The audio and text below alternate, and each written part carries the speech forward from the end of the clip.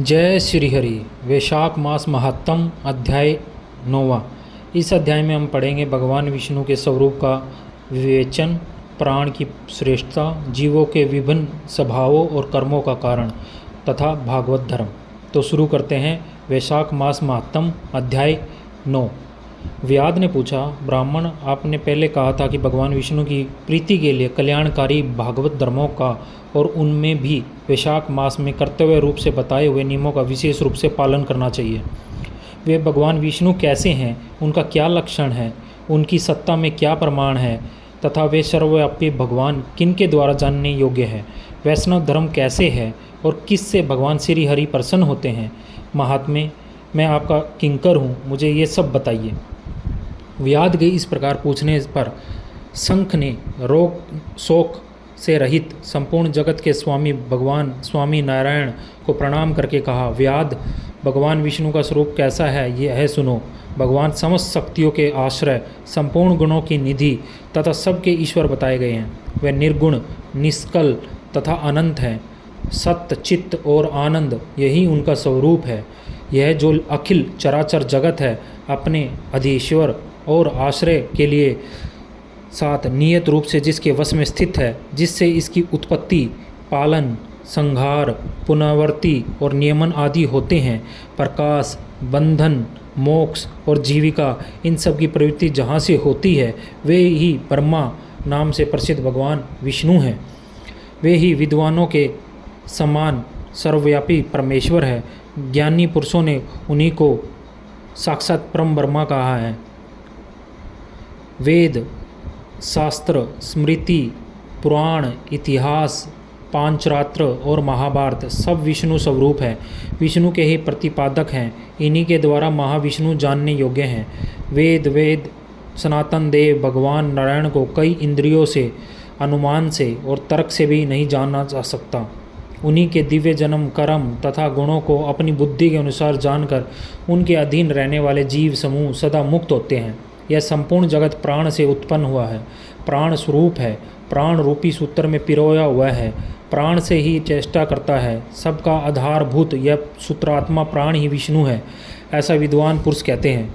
व्याध ने कहा, ब्राह्मण, जीवों में यह सूत्रात्मा प्राण सबसे श्रेष्ठ किस प्रकार है। शंख ने कहा, व्याध, पूर्व काल में सनातन देव भगवान नारायण ने ब्रह्मा आदि देवताओं की सृष्टि करके कहा, देवताओं, मैं तुम्हारे सम्राट के पद पर ब्रह्मा जी की स्थापना करता हूँ। यही तुम सबके स्वामी हैं। अब तुम लोगों में से जो सबसे शक्तिशाली है उस तुम स्वयं ही युवराज के पद पर प्रतिष्ठित करे। भगवान के इस प्रकार कहने पर इंद्र आदि सब देवता आपस में विवाद करते हुए कहने लगे, मैं युवराज होऊंगा, मैं युवराज होऊंगा। किसी ने सूर्य को श्रेष्ठ बताया, किसी ने इंद्र को। किन्हीं की दृष्टि में कामदेव की सबसे श्रेष्ठ है। कुछ लोग मौन ही खड़े रहे। आपस में कोई निर्णय न होता देख कर वे भगवान नारायण के पास पूछने के लिए गए और प्रणाम करके हाथ जोड़कर बोले, महाविष्णु, हम सब ने अच्छी तरह विचार किया, किंतु हम सब में श्रेष्ठ कौन है यह हम अभी तक किसी प्रकार का निश्चय नहीं कर सके। अब आप ही निर्णय कीजिए। तब भगवान विष्णु ने हंसते हुए कहा, इस विराट ब्रह्मांड स्वरूपी शरीर से जिसके निकल जाने पर यह गिर जाएगा और जिसके प्रवेश करने पर यह पुनः उठकर खड़ा हो जाएगा, वही देवता सबसे श्रेष्ठ है। भगवान के ऐसा कहने पर सब देवता ने कहा, अच्छा ऐसा ही हो। तब सबसे पहले देवशेश्वर जयंत विराट शरीर के पैर से निकला। उसके निकलने से उस शरीर के लोग पंगु कहने लगे, परंतु शरीर गिर ना सका। यद्यपि वह चल नहीं पाता था तो भी सुनता, पीता, बोलता, सूंघता, देखता और वह पूर्ववत शिथिल रहा। तत्पश्चात गुहा देश से दक्ष प्रजापति निकलकर अलग हो गए। तब लोगों ने उसे नपुंसक कहा, किंतु उस समय वह भी शरीर गिरा ना सका। उसके बाद विराट शरीर के हाथ से सब देवताओं के राजा इंद्र बाहर निकले। उस समय भी शरीरपात नहीं हुआ। विराट पुरुष को सब लोग हस्तहीन, लूला कहने लगे। इसी प्रकार नेत्रों से सूर्य निकले। तब लोगों ने उसे अंधा और काणा कहा। उस समय भी शरीर का पतन नहीं हुआ। नासिका से अश्विनी कुमार निकले, किंतु शरीर ना गिर सका। केवल इतना ही कह जाने लगा कि यह सूंघ नहीं सकता। कान से अधिध्राष्ट देवियाँ दिशाएं निकली। उस समय लोग उसे बधिर कहने लगे, परंतु उसकी मृत्यु नहीं हुई। तत्पश्चात जीवा से वरुण देव निकले। तब लोगों ने यही कहा कि यह पुरुष रस का अनुभव नहीं कर सकता, किंतु देहपात नहीं हुआ है। उसके बाद वाक इंद्रिय से उसके स्वामी अग्निदेव निकले। उस समय उसे गूंगा कहा गया, किंतु शरीर नहीं गिरा। फिर अंतकरण से बोध स्वरूप रुद्र देवता अलग हो गए। उस दशा में लोगों ने उसे जड़ कहा, किंतु शरीर पात नहीं हुआ। सबके अंतर में उस शरीर से प्राण निकला, तब लोगों ने उसे मरा हुआ बतलाया। इससे देवताओं के में बड़ा विस्मय हुआ। वे बोले, हम लोगों में से जो भी इस शरीर में प्रवेश करके इसे पूर्वत उठा देगा, जीवित कर देगा, वही युवराज होगा। ऐसी प्रतिज्ञा करके सब कर्मश उस शरीर में प्रवेश करने लगे। जयंत ने पैरों में प्रवेश किया, किंतु वह शरीर नहीं उठा। प्रजापति दक्ष ने गुहा इंद्रियों में प्रवेश किया, फिर भी शरीर नहीं उठा। इंद्र ने हाथ में, सूर्य नेत्र में, दिशाओं ने कानों में, वरुण देव ने जीवा पे, अश्विनी कुमार ने नासिका में, अग्नि ने वाक इंद्रिय में तथा रुद्र ने अंतकरण में प्रवेश किया, किंतु वह शरीर नहीं उठा। सबके अंत में प्राण ने प्रवेश किया, तब वह शरीर उठकर खड़ा हो गया। तब देवताओं ने प्राण को ही सब देवताओं में श्रेष्ठ निश्चित किया। बल, ज्ञान, धैर्य, वैराग्य और जीवन शक्ति में प्राण को ही सर्वाधिक मानकर देवताओं ने उसी को युवराज पद पर अभिषिक्त किया। इस उत्कृष्ट स्थिति के कारण प्राण को उग्ध कहा गया। अंत समस्त जगत प्राणात्मक है। जगदीश्वर प्राण अपने पूर्ण और बलशाली अंशों द्वारा सर्वत्र परिपूर्ण है। प्राणहीन जगत का अस्तित्व नहीं है। प्राणहीन कोई भी वस्तु वृद्धि को नहीं प्राप्त होती। इस जगत में किसी भी प्राणहीन वस्तु की स्थिति नहीं है।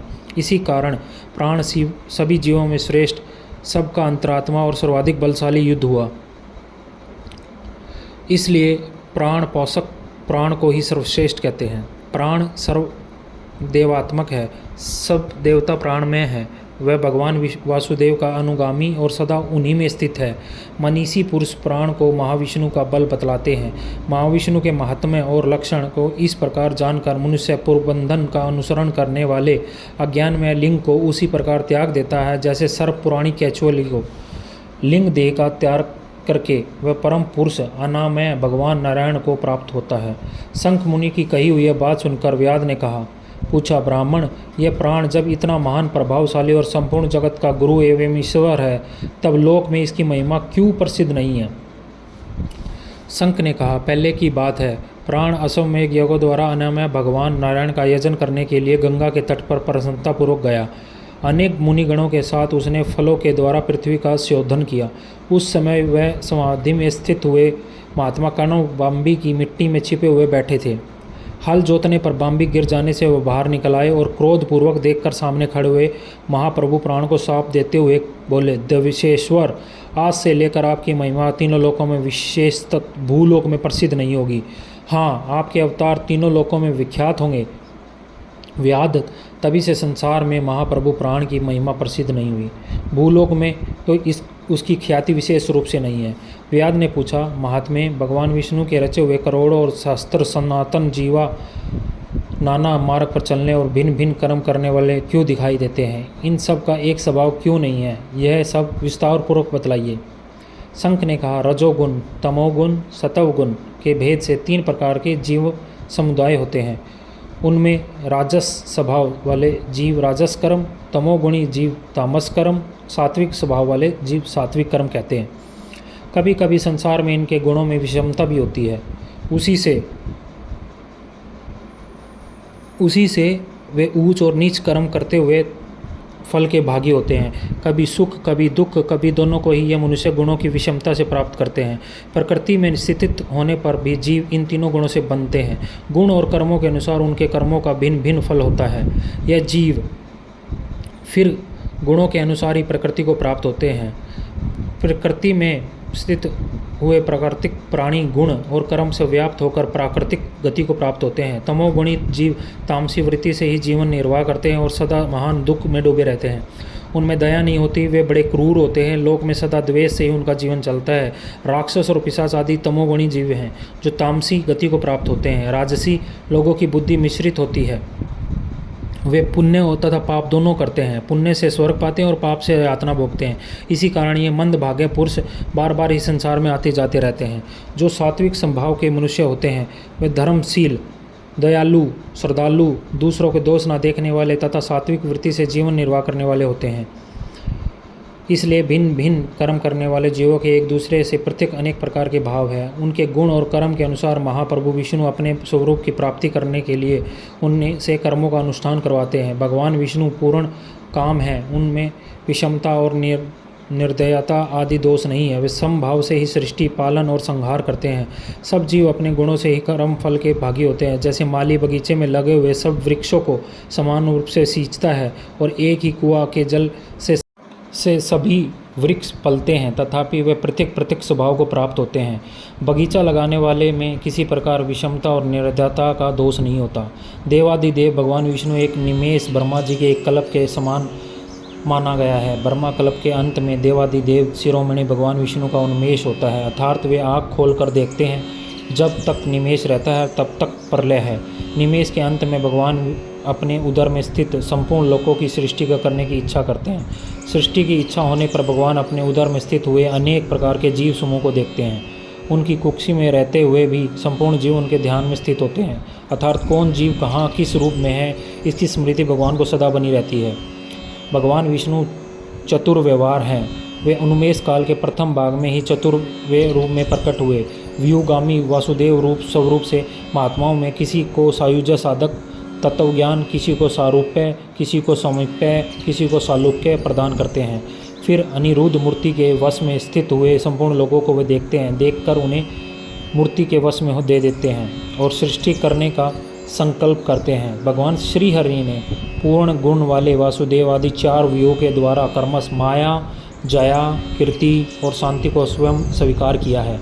उनसे संयुक्त चतुर्व्यूहात्मक महाविष्णु ने पूर्ण काम होकर भी भिन्न भिन्न कर्म और वासना वाले लोगों की सृष्टि की है। उन्मेष काल का अंत होने पर भगवान विष्णु पुनः योग माया का आश्रय लेकर व्यूगामी संकर्ण स्वरूप से इस चराचर जगत का संहार करते हैं।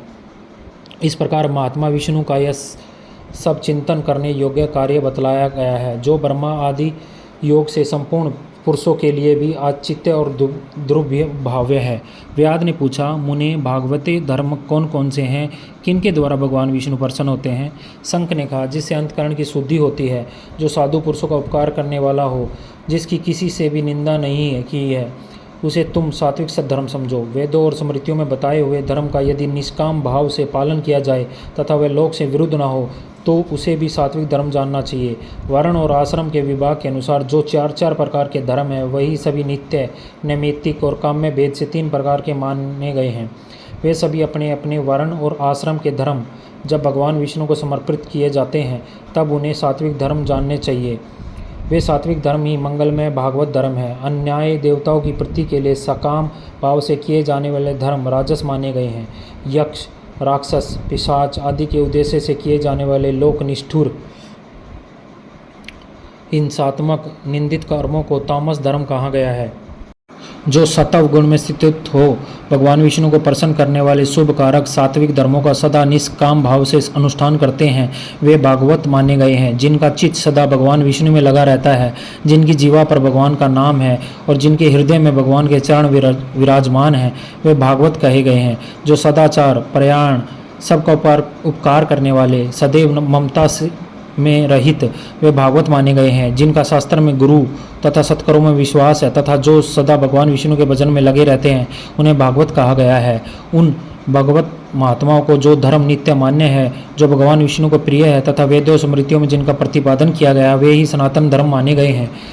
जिनका चित्त विश्व में आसक्त है, उनका सब देशों में घूमना, सब कर्मों को देखना, सब धर्मों को सुनना भी कुछ भी लाभकारक नहीं है। साधु पुरुषों का मन साधु महात्माओं के दर्शन से पिघल जाता है। निष्काम पुरुषों द्वारा श्रद्धापूर्वक जिसका सेवन किया गया जाता है, जो भगवान विष्णु को सदा ही प्रिय है, वह भागवत धर्म माना गया है।